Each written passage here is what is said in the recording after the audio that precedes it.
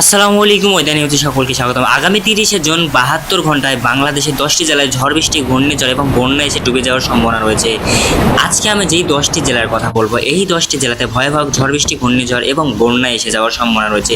আমি যেই 10টি জেলার কথা বলবো, এই 10টি জেলাতে যদি আপনাদের ঘর বাড়ি পড়ে যেয়ে থাকে, অবশ্যই আমার কমেন্ট বক্সে এসে বলে যাবেন। আর একটা কথা, আমি ভিডিওটি শুরু করার আগে আমার চ্যানেলে যদি আপনারা নতুন হয়ে থাকেন, অবশ্যই আমার চ্যানেলটি সাবস্ক্রাইব করে আমার পাশে থাকবেন।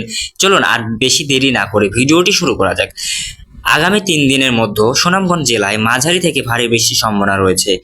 আগামী 3 দিন ভারী বর্ষণ এবং দমকা হাওয়া, বজ্রসহ বৃষ্টির সম্ভাবনা রয়েছে। সকাল থেকে দুপুর পর্যন্ত ঝড় বৃষ্টি, ঘূর্ণিঝড় এবং টানা দীর্ঘ 10 ঘন্টা ঝড় বৃষ্টি, ঘূর্ণিঝড়ের সম্ভাবনা রয়েছে। এবং দুপুরের পর থেকে সন্ধ্যা পর্যন্ত ভারী বর্ষণ, বৃষ্টি এবং ঘূর্ণিঝড় হওয়ার সম্ভাবনা রয়েছে। বৃষ্টির কারণে নিচু এলাকায় পানি জমতে পারে এবং নদীর পানি বৃদ্ধি পেলেও কিছু এলাকায় জলাশয়তায় দেখা দিতে পারে। কৃষক, জেলে ও নৌকা চলাচলকারীদের সতর্ক থাকার পরামর্শ দেওয়া হচ্ছে। বজ্রপাতের সময় খোলা মাঠে অবস্থান না করাই নিরাপদ।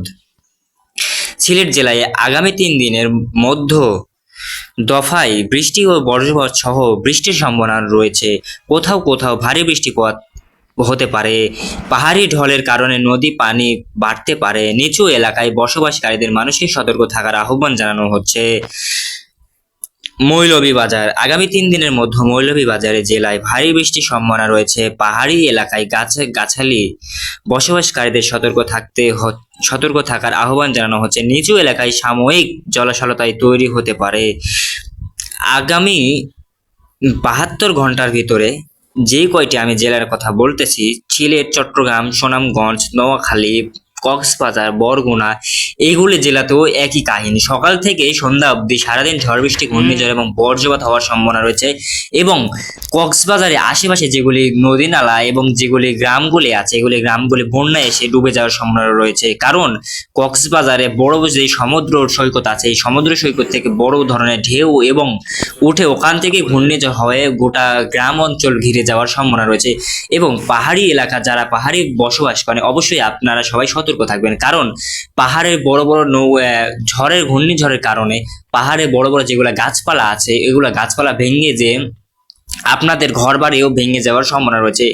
আজকের ভিডিও এই পর্যন্তই ছিল। আশা করি আপনাদের কাছে আমার ভিডিওটি ভালো লেগেছে। ভিডিওটি যেহেতু আপনাদের কাছে ভালো লেগে থাকে, অবশ্যই আমার চ্যানেলে সাবস্ক্রাইব করে আমার পাশে থাকবেন। আজকের ভিডিও কেমন লেগেছে আপনাদের কাছে আমি সঠিক জানি না। ভিডিওটি কোনো স্কিপ ছাড়া যদি আপনারা দেখে থাকেন, অবশ্যই আমার চ্যানেলে সাবস্ক্রাইব করে আমার পাশে থাকবেন। সবাইকে ধন্যবাদ।